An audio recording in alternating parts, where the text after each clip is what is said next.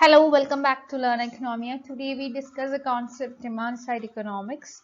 I have already done a video on the supply side economics. I'll be providing the link of the same in the description box so that if you have not watched the video on supply side economics or you don't know about supply side economics, if that is the situation, then you can refer to that video. So having said that, let's come to the demand side economics and deal with the same today. If you look back to the Keynesian revolution, we can see that the Keynesian economists, they believe that the primary factor driving economic activity and the short-term economic fluctuations is the demand for goods and services in the economy. So the theory which Keynesian economists put forward by then is known as the demand side economics.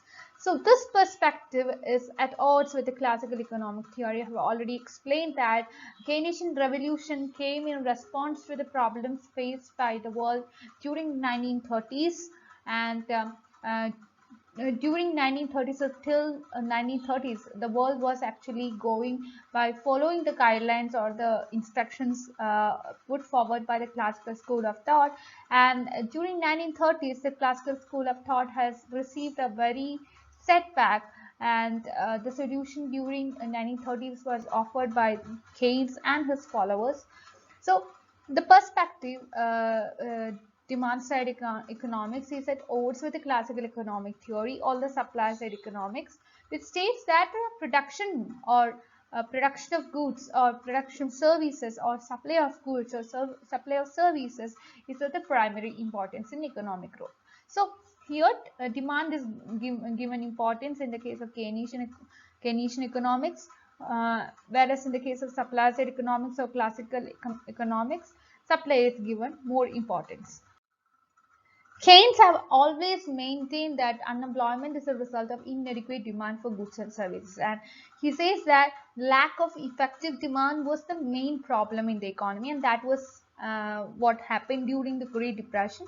During Great Depression, all the factors were idle, and due to a lack of demand for products, factories had insufficient need for workers. So as a result of the same, there was a lot of unemployment, and the lack of aggregate demand or lack of effective demand had contributed to unemployment situations. And contrary to the classical theories of economics, the economy was not able to self-correct and restore balance, and this was what we could see during 1930s.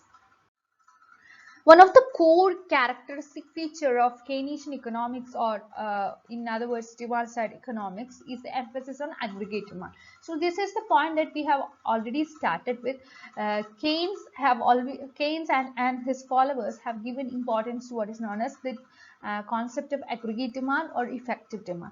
Aggregate demand is actually composed of four main elements. This involves consumption of goods and services, that is consumption expenditure, then investment by the industry in capital goods, that is investment expenditure, government spending on public goods, that is government expenditure, and net exports.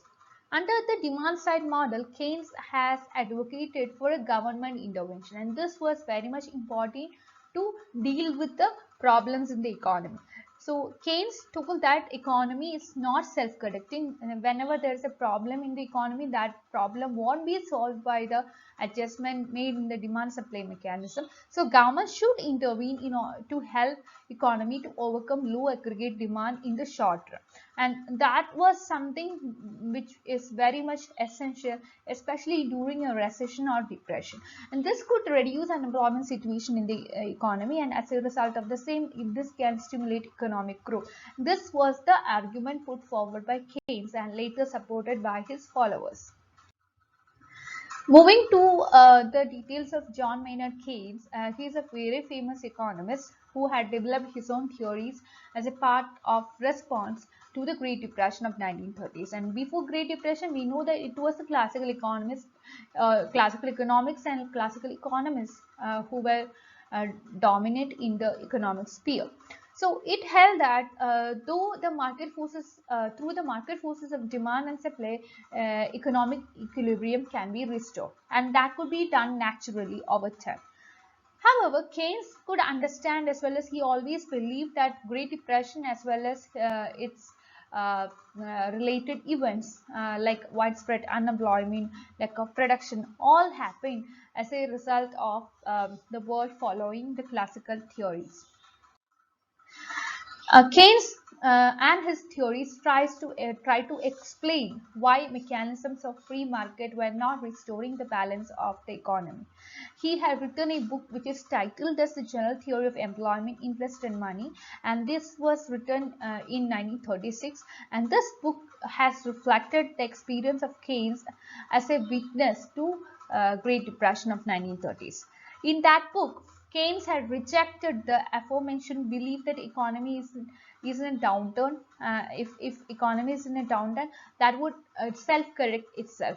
Instead, what he believed is that the government should make intervention in the market, and this is what he has called for.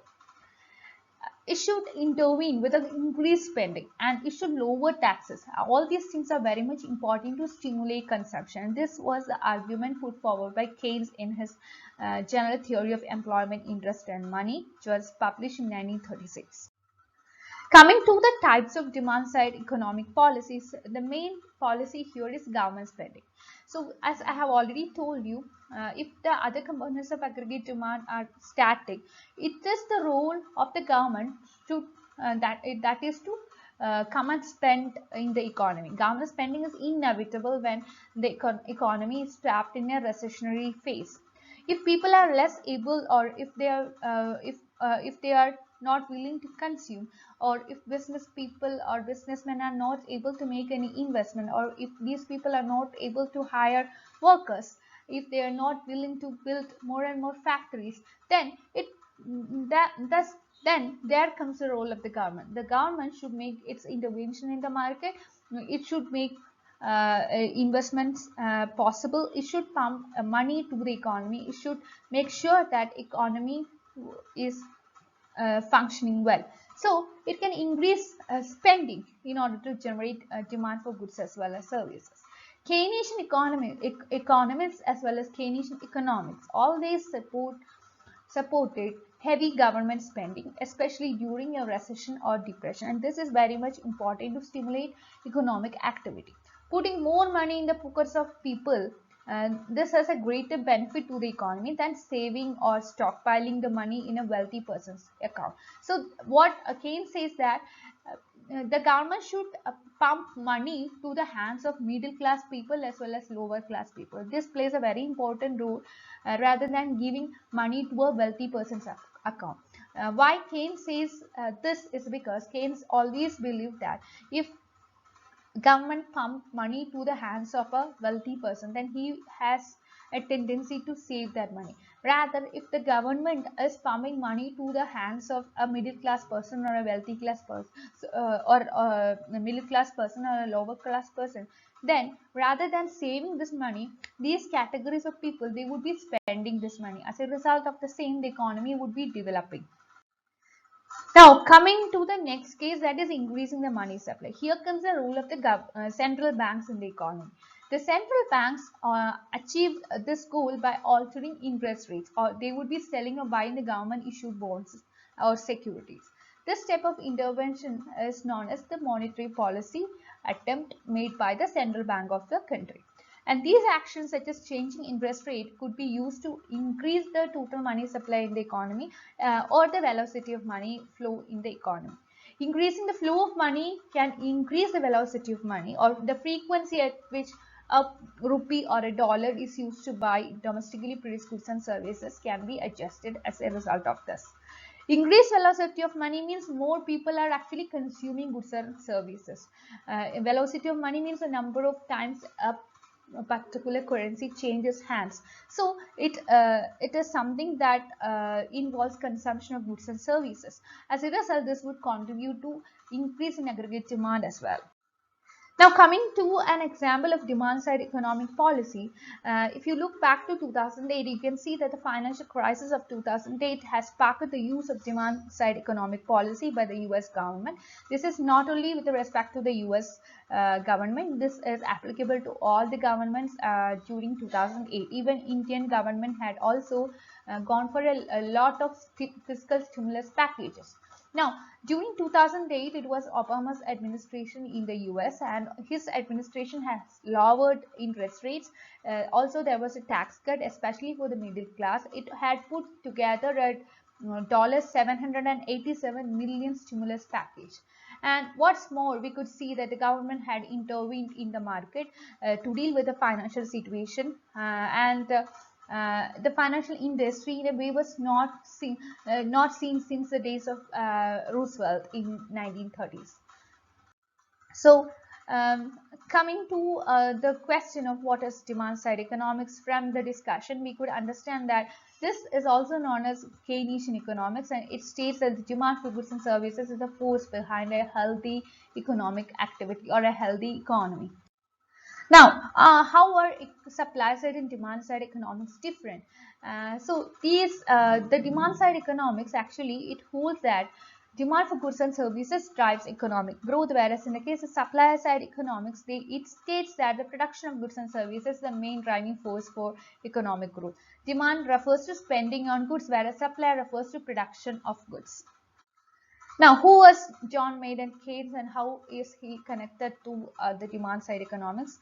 John Maynard Keynes is actually an English economist who became well known for his general theory of employment, interest and money. He has contributed a lot to demand side economics during 1930s, and that is why demand side economics is also known as Keynesian economics.